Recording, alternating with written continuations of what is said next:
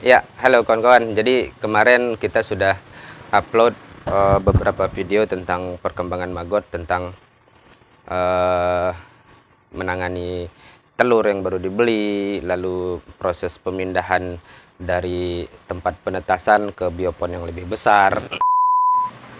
Nah, sekarang maggotnya udah besar-besar dan sudah waktunya panen. Jadi ayam-ayam kita sudah tidak sabar pengen makan maggot. So kawan-kawan tetap ikuti saya. Kali ini kita panen maggot. Stay tune di Raja Menang. Jangan lupa komen, like, dan subscribe-nya agar channel ini dapat terus berkembang, dapat terus memberikan edukasi ke kawan-kawan peternak.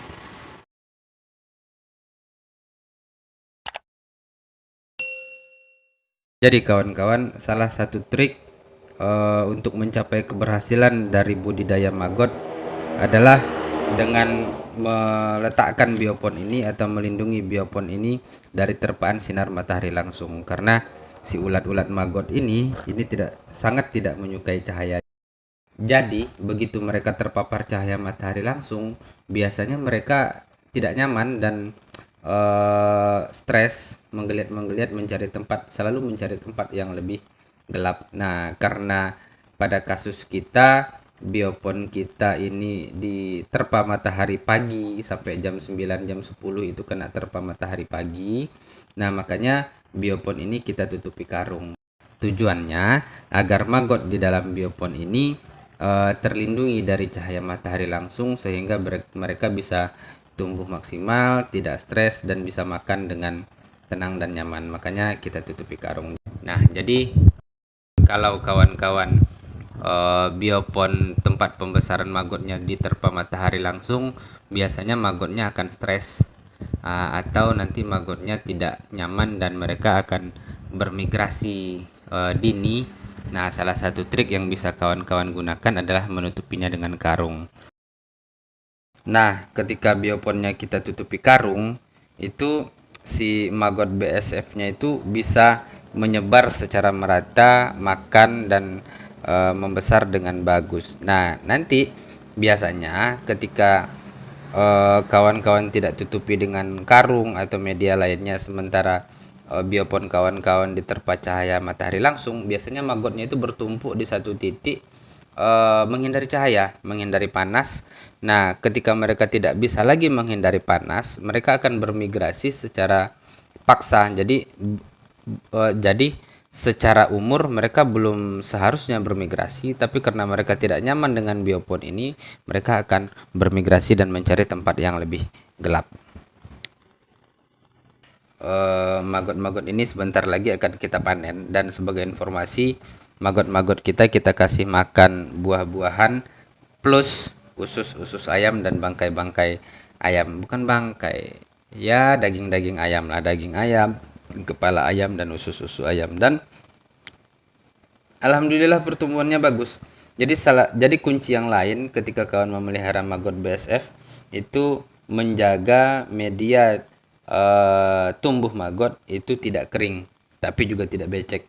Jadi remah-remah basah kalau saya bilang. Jadi dibilang kering dia tidak kering, dibilang basah ya dibilang becek dia tidak becek. Ya seperti yang kawan-kawan lihat inilah.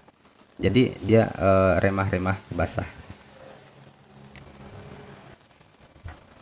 Nah, setelah karungnya dibuka atau penutupnya dibuka, kawan-kawan bisa melihat maggotnya itu sudah bertumpuk di salah satu sudut atau di salah satu tempat di biopon.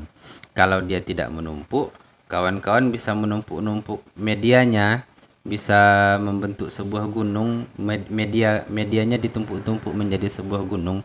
Nah, biasanya nanti maggot-maggotnya itu akan turun ke bawah ke dasar biopon. Nah, tinggallah media-media itu di atas. Nah, kawan-kawan nanti bisa memulainya sedikit demi sedikit mengurangi media, sedikit demi sedikit mengurangi media yang tinggal di atas, sehingga nanti maggot hanya tinggal maggot BSF-nya saja.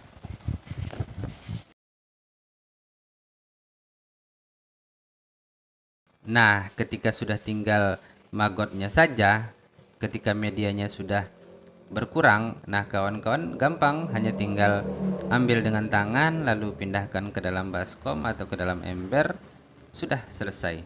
Jadi pengurangan media secara berkala dalam budidaya BASF itu juga sangat penting, karena ketika medianya terlalu banyak sementara ulatnya sedikit, nah kita susah panennya. Makanya pengurangan media secara berkala itu sangat penting. Disinilah juga peran media yang remah itu sangat penting. Jadi karena medianya terlalu basah dan terlalu becek, kawan-kawan susah panen magotnya. Sementara sebaliknya, ketika medianya terlalu kering, kawan-kawan juga susah panen magotnya, dan magotnya juga tidak akan bisa besar.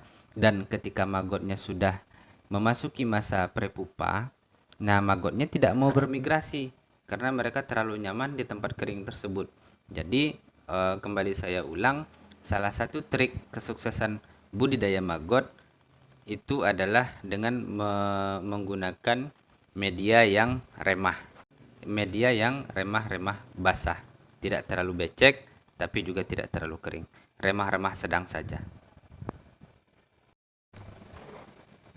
Nah, kita sudah selesai panen nih kawan-kawan. Jadi selanjutnya gampang, hanya tinggal meletakkan di tempat pakan ayam, dicampur saja dengan makanan, ya tinggal dicampur saja dengan makanan ayam di tempat pakan ayam. Nah, seperti yang kita lakukan ini, kita taruh saja di tempat pakan ayam. Nah, nanti biasanya ayamnya langsung makan karena mereka sudah mengenal maggot, mereka sudah kenal ulat, dan biasanya mereka suka. Jadi begitu dikasih, mereka langsung hajar saja biasanya.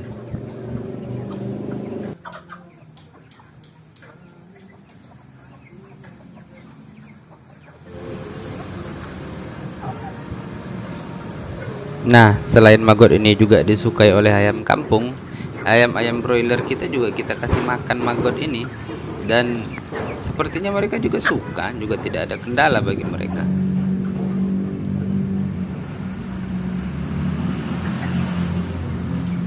Nah, kawan-kawan, tidak susah kan ternyata. Jadi mari kita budidaya maggot agar kita bisa swasembada pakan dan kita tidak bergantung selamanya dengan pakan pabrikan. Karena kalau kawan-kawan bergantung dengan pakan pabrikan 100%, biasanya keuntungan kawan-kawan tipis. Malahan di banyak-banyak kasus peternak-peternak pemula malahan tekor jika bergantung sepenuhnya dengan pakan pabrikan. Salam sukses, Raja Monang, Padang, Sumatera Barat.